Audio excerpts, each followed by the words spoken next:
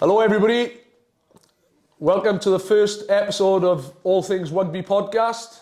Today myself, Corey Domachowski, is joined by Liam Belcher, who is current Cardiff captain. So Liam, talk to us through your rugby career, obviously as a young kid playing for Porth Harlequins up until now where you're the current Cardiff captain. So firstly, at what age did you start playing rugby? Started playing, I think, about under 11, so I would have been 10 at the time. Played football prior to that. Enjoyed the weekend kebabs a bit too much, like you currently do right now. Like me. No, obviously a bit thing. Got put in by one of the school teachers and haven't looked back since, to be honest with you. Brilliant. Did you get the instant love for the game, or was it something that grew over time? I'll be honest, it was more because you missed the 2 lessons of school on a Thursday. It used to be a junior school. I think that was the more love about it. And then just kept on playing, and then just met friends through it who I wouldn't have met in different schools, for example, with different clubs. And yeah.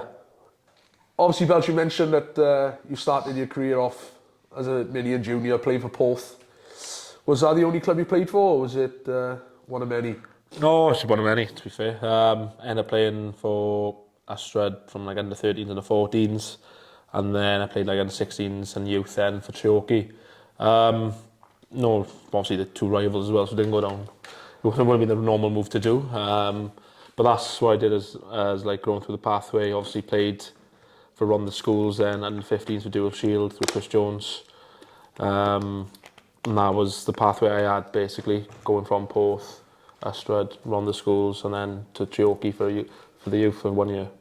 So obviously, from mini and juniors up until now, have you always played hooker, or have you played different positions? No, I played prop. It's better than you, I know. Prop. Played a bit of centre somehow. Number 8. I think I must have had a growth spurt when I was early. Good to play in positions. But yeah, no, played, obviously at that age you get slung around a lot in different positions. Like I'm sure you played 10, didn't you? I did play in the backs, yeah, for a good while of my mini and juniors career, really.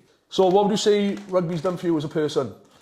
Probably gives you punctuality. You ain't great at that, obviously you got a lot of bedhead in the morning. That's the only person I know to hit every crash on the M4 the way down. Boys reckon he's the AA, how many times he was the first responder. Punctuality, discipline, gives you obviously forms of communication. Obviously you socialise with a lot of different boys from different backgrounds, so I think it helps a lot in that way. And they're probably the 4 main things I got out of it, to be honest. So yeah, both myself and you, Belch, have come through the pathway, Cardiff Academy, up to the regional game. But before we obviously played regional rugby, we played a lot of games semi-professionally for Pontypridd. Just on that, what would you say being able to play consistently at that level has done for you before going to the top of the regional game? Yeah, it probably helped a lot. I think we were quite fortunate in the group we had at Ponty, the one we went through. Especially myself, you had the likes of Dick Leaders, Wayne O'Connor, Rhys Shellard, Dav Lockyer, Tubbs. Like, you think of them blokes, they could have played higher level. They just the way they were as players and blokes, like, unbelievable. Especially for young boys, like 17, 18, coming through the system. It shows you that our edge of Prem rugby where it was back before. And also at the time we had B&I Cups, where you're playing the likes of Leinster A, Munster A, and I speak to my head about it last year. Didn't realise he ended up playing for Leinster A against Ponty in the semi-final of the B&I Cup down in Sardis. So it's like how things come full circle. It's quite funny. But I think that level is massive in players' development coming through the system. Right, just speaking of Ponty, Belch, obviously great players, great blokes. Is there anything that stands in your mind of what you experience on socials and stuff like that within the environment when you was playing with them type of people? There's a funny story for with Alan Lawrence. So he's come in with a calf strain or a calf tweak or something along them lines. And at the time, we had like the senior boys was like Lee Evans, Duck, Shelley, Dav Lockyer, Sweeney. And he's got up to him, they're like, oh, what's wrong, Al? They're like, basically saying like, oh, he's tweaked his calf, etc. He's like, Duck has got around to his head. But best thing for that now, tins of corned beef. You eat as much corned beef as you can now. It covers up all the scar tissue, all the gelatin from it, etc. So Alan's took it serious, and it's been about a week later. He's come in, he's like, boys, you won't believe it. Calf is on fire. Straight out, brand new. And that's like, how many you had then per day? He's like, I've been smashing it. He's like, yeah, bro, how many? 2-3 tins a day, but I've been hammering corned beef. I remember that. I was playing at the time as well. Yeah. I remember Alan coming in saying, corned beef oh, calf. that corned beef's class. He's sorting my calf right out. Sorted his calf out, unfortunately, it hit his lamb handles as well at the same time. Yeah, so obviously, if you all didn't know, this is Liam's second stint playing for Cardiff. He left in 2017, was it? To go down to the Dragons, and obviously worked out like a good move for Liam. He played pretty much the whole season and then decided to come back to his own region. And I just want to ask Belcher, what type of things did you learn by moving clubs, and what type of experiences really helped you going forward in your career? Yeah, we spoke about this before. That was the first time I've actually played professional rugby then, because I'd been semi-pro at like LV Cup games at like 10 minutes off the bench, etc. So it was an eye-opener for me, as in like if I could or could not play at that level. I like to think I can. I think a few people would say no, but nah, it was just an eye-opener in that sense. It was quite nice to test the waters. But I did learn off the boys down there is hard work and discipline. Like I think back at who we had down there, it was people like Ollie Griffiths, Aaron Wainwright was coming through at the time, Harry Keddy, like we had the Saffers down there, like Landman, Carl Mayer, and then like Brock Harris, like really good blokes, but like professionally probably the best I've been around in the sense of like their extras, their time on pitch and stuff like that. So like the Nick Cuds, like you think how good some of them boys were back in the day. And I think that gave me a sense of what professionalism looked like. Not like I didn't see it here, but because I was obviously academy, etc. I wasn't always up here.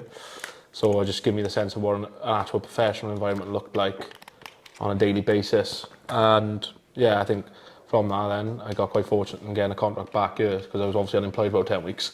So that was fun. But other than that, yeah, like I did enjoy my year down there, to be fair.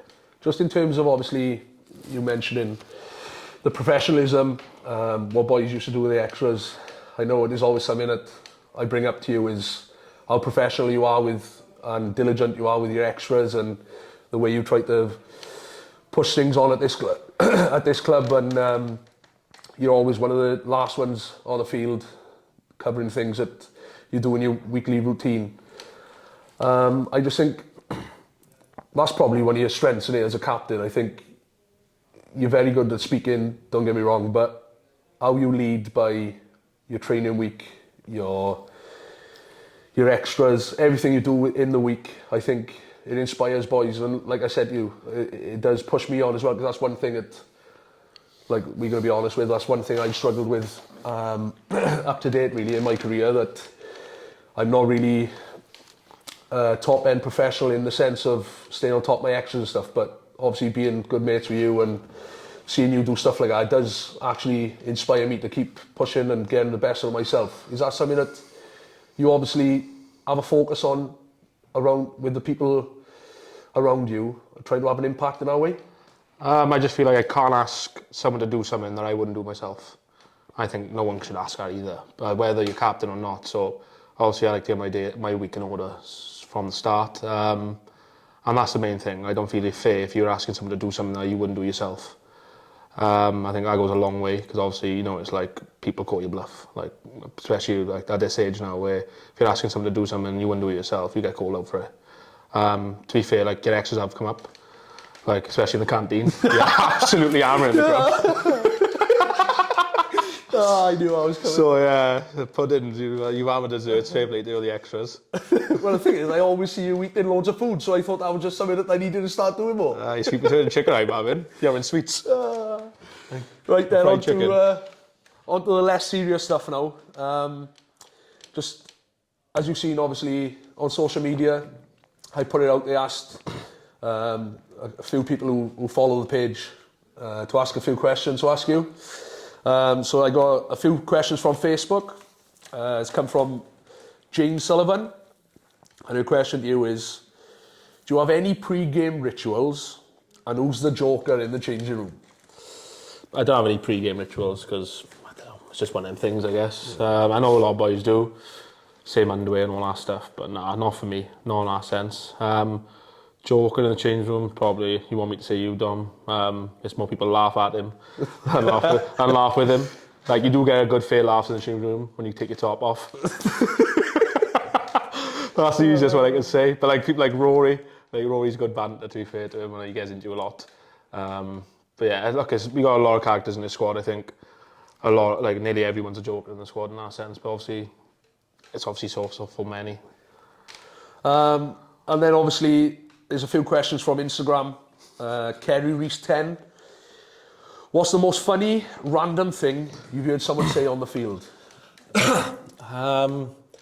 Have you heard Marker last year against Connacht? It was quite funny. Mackenzie Martin. There's actually a clip out there where he reckons someone's grabbed his ear, but he's gone up to the ref and gone like, "Sir, someone just ragged me like a little girl with my ear." Something along them lines. I didn't hear that personally, but obviously I've seen that on the clip. But obviously I play with you and Azza quite a lot, so I don't really hear much apart from you two panting all the time. you're like pugs on a summer's day out in the sun. That's when you're walking from the toilet to the changing room door. What's wrong with you, man? And then a question from Harry Vella. You're asking the wrong one here, but favourite cheat meal post-game? We got a thing at the moment, if we go away, we always go for sushi after games, so I wouldn't say it's a cheat meal, but the amount that you ate the other day would be a cheat meal. For a family, I couldn't believe it. But no, I do like sushi, so I'd probably go sushi on them lines. I think you're being a bit too nice here. Your cheat meal's turning around right soon. Whatever's cheapest. What's on the yellow labels? Another question from Lewis R. Walsh. Any tips for a young hooker aspiring to make it to the top of the game? Just, obviously, you get marked as one thing for hooker, that's throwing, I think, especially at a young age. I think practice as much as you can, little and often, and just be consistent with your working week, really. And then a few of the rugby boys have jumped on the bandwagon. Sanjay Wills, which is Liam Williams. Is he really only 4'5"? Alex Mann, how tall is Liam? Harry Millard, is Liam the shortest in the team? So obviously there's a theme in, so what have you got to say to that? Well, Sanjay would be 6'8" if had his legs were straight. And he'd be playing second row, not full back. Spaghetti legs.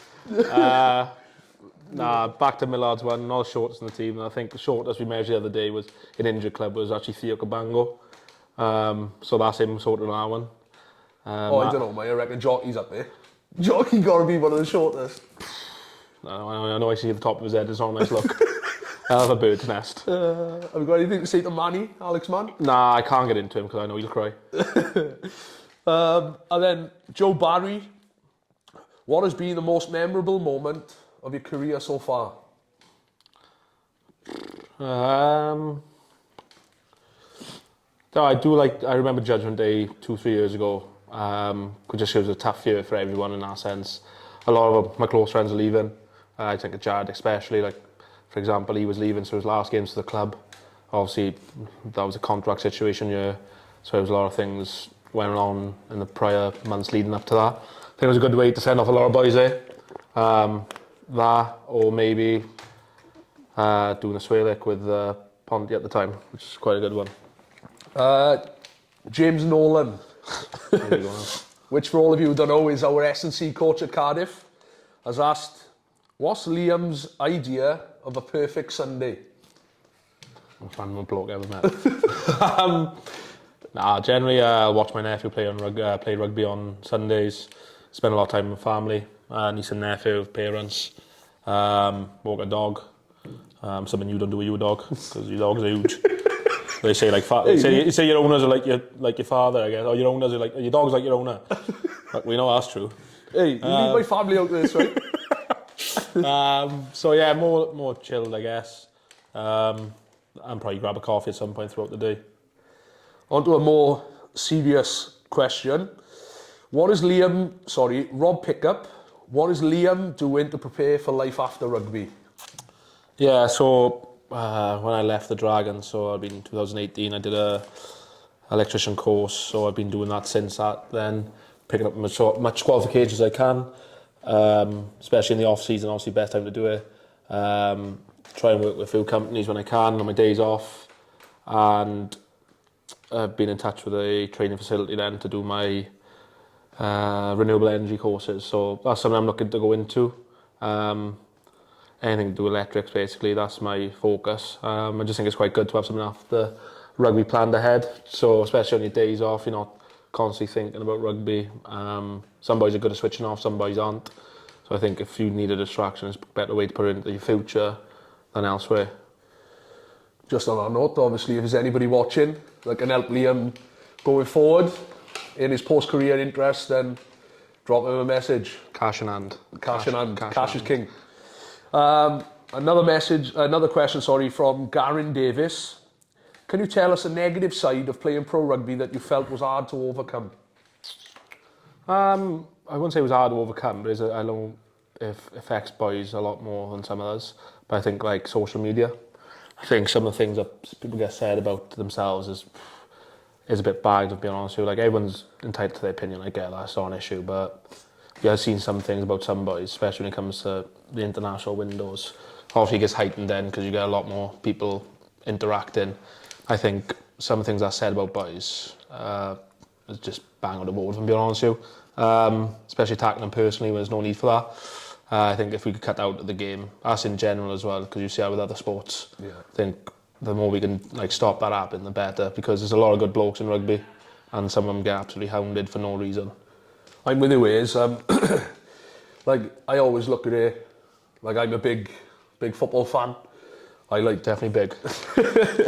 I like watching Cardiff and Liverpool. They're my teams, and obviously when they don't perform, or like as a fan you get frustrated. But obviously I believe like everyone's got a right to be frustrated. But when there's like personal attacks, then that's just way out the line, and I'm with you here. So that's definitely something that winds me up really as well. And then Ben Bryan, when is Liam targeting his return?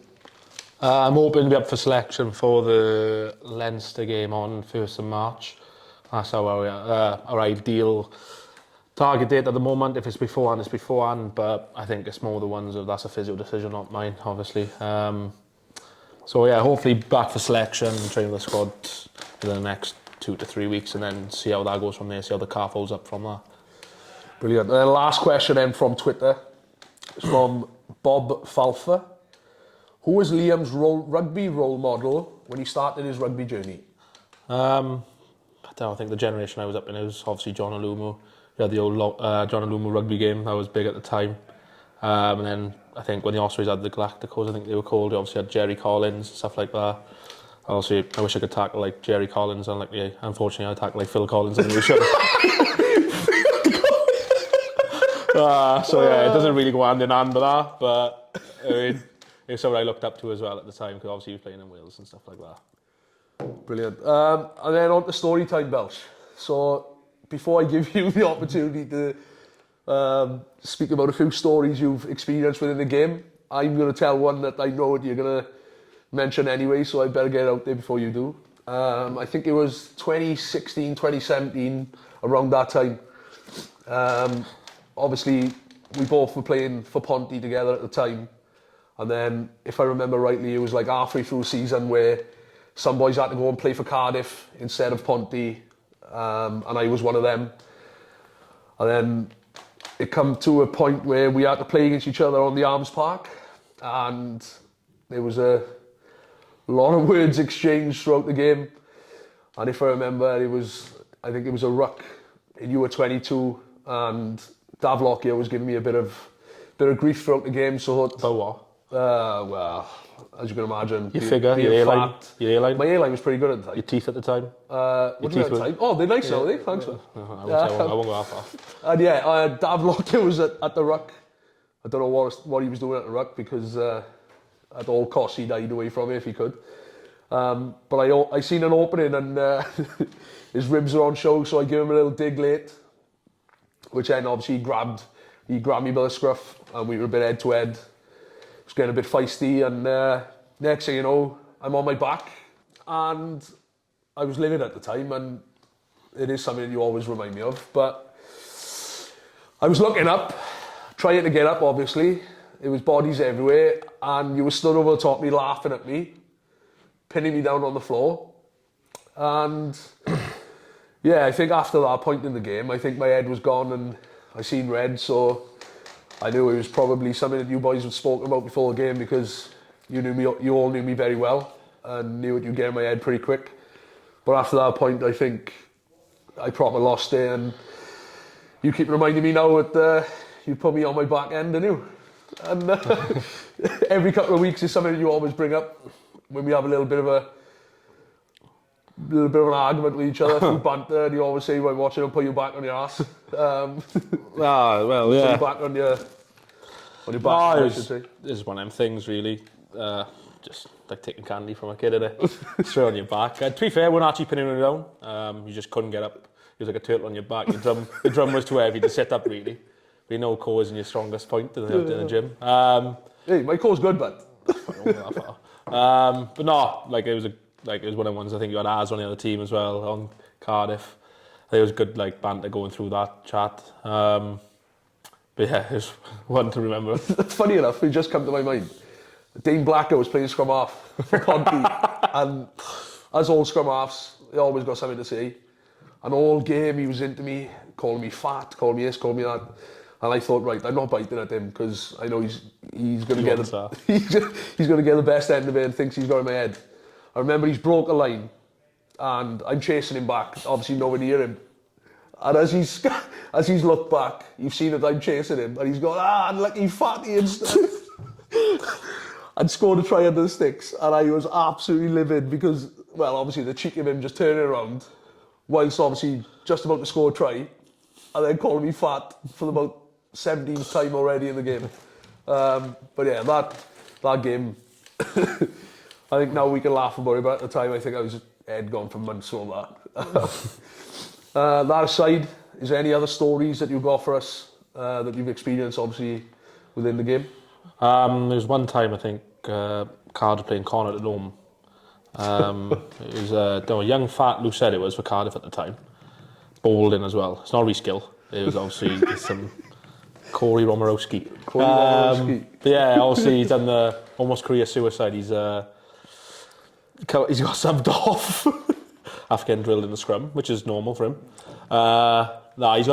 He's come off, and then you can explain the rest, Cole. I think it's worth it. Lewis was coming up as well. So yeah, I think it was like 47 minutes into the game, and I got hooked off after having a bit of a tough time in the scrum. What, 21? About 21, 20, 21 at the time? Yeah, 22 stone, something like that. Well, lost weight. And obviously, emotions got the better of me.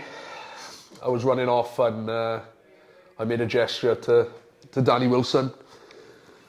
And the gesture was, I was waggling my finger saying it was a wrong decision.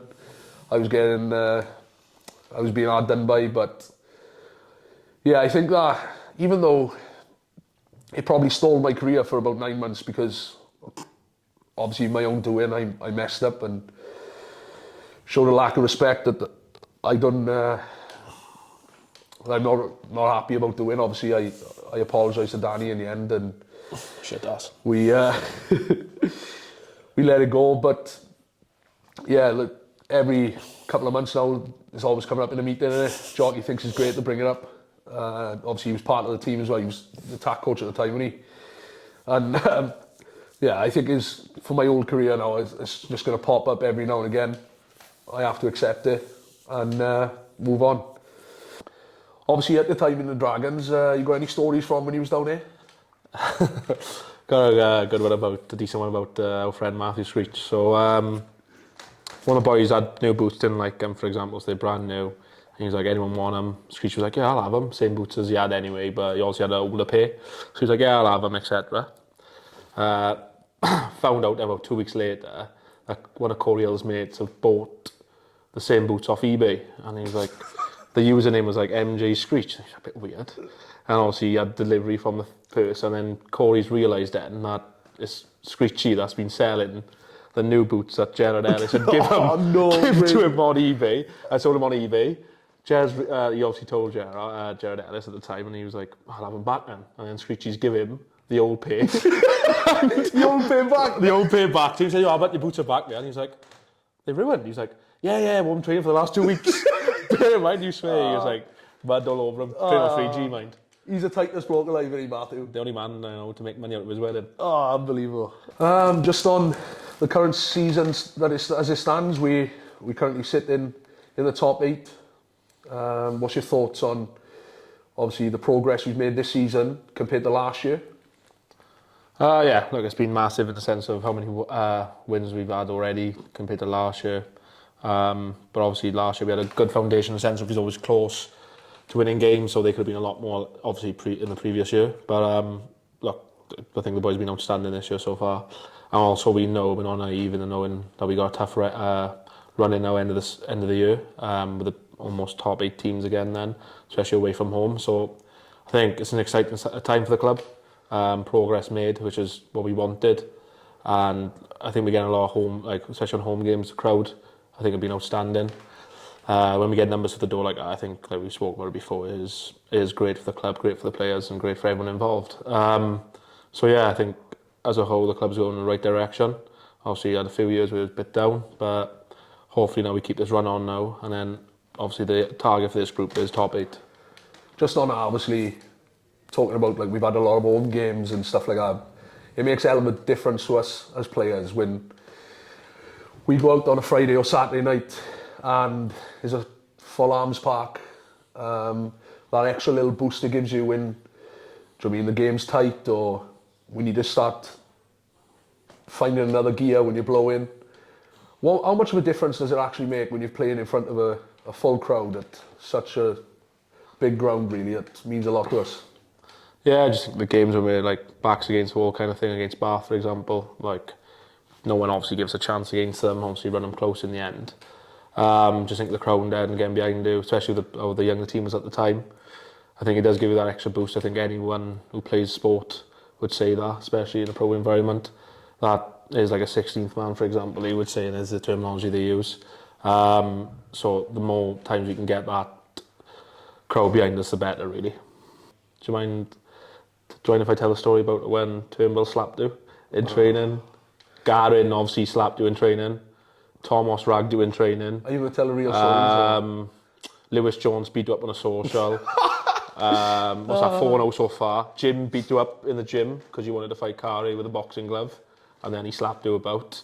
Right, wait, let me just stop a bit. Jim beat me on points, he didn't drop me, right? It was to be fair, but... Unanimous decision, that was. Weight class division as well, see the difference?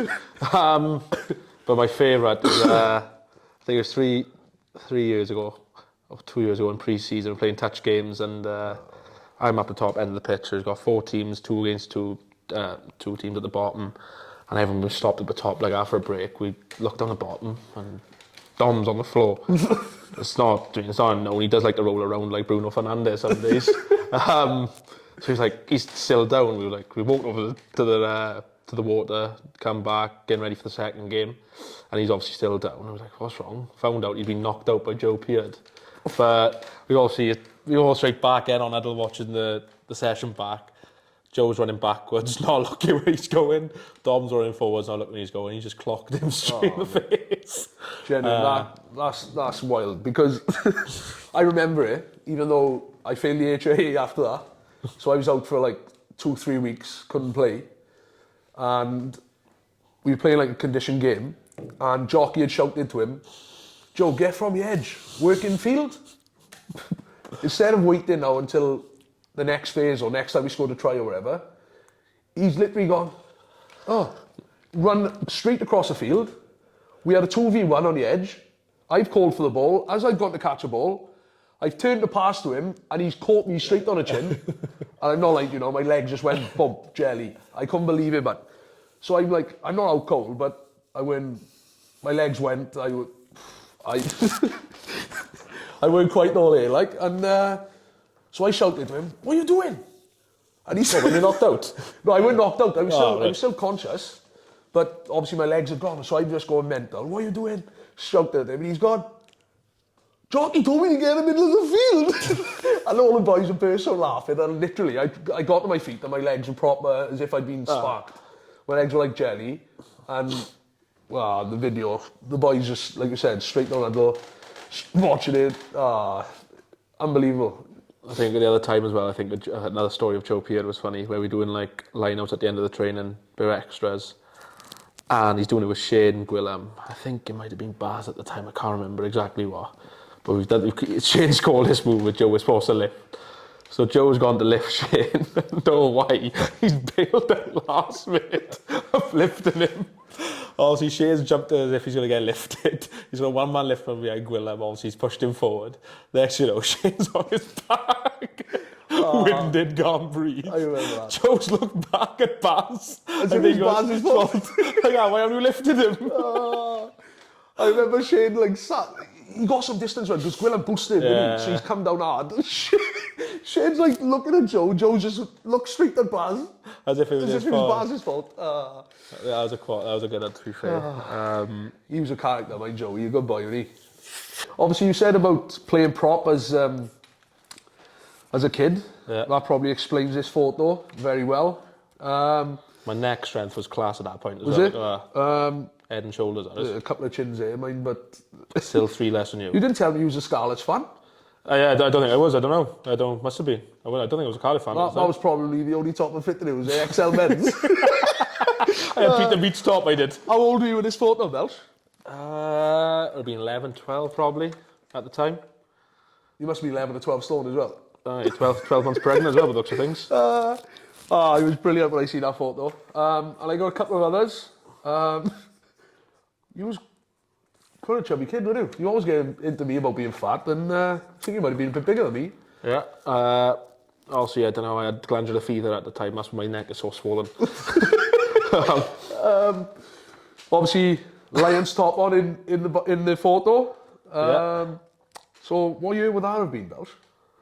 2008, I would have thought. 2008? Yeah. And then this photo of one of your good buddies, Shane Lewis Hughes. I'd imagine that's an holiday or something. No, that's my yearly trip. I have an annual trip with a few of the Porth older boys to Butlins, Minehead. It's a yearly thing we do, a few of my good mates. Not rugby related in a sense, but... We do, you were Shane? I took him along and he needed a bit of cheering up. So yeah, he looks happy as hell, eh? Don't get me wrong, he moaned all fucking weekend. Right there, that's the end of the first episode. Thank you, Belch, for being my first guest. Thank you very much for your time. Thanks all for listening. Please let me know in the comments who you'd like to see in the next one. Thank you very much. You need to brush your teeth.